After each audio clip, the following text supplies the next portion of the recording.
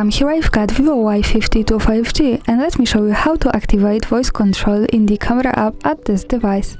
So let's start by tapping on camera button to open it, and for now we are on standard photo mode.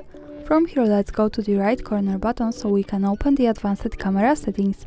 Now let's slide a little bit and we have to tap to shutter. Here at the second place we can find our voice control, so we can say choose to take photos when we turn it on. We can do it by using the right button, so just one tap and we can turn it on, another tap to turn it off as we need. Now let me keep it turned on, let's move back to the camera and let me try to use this by saying loudly cheese.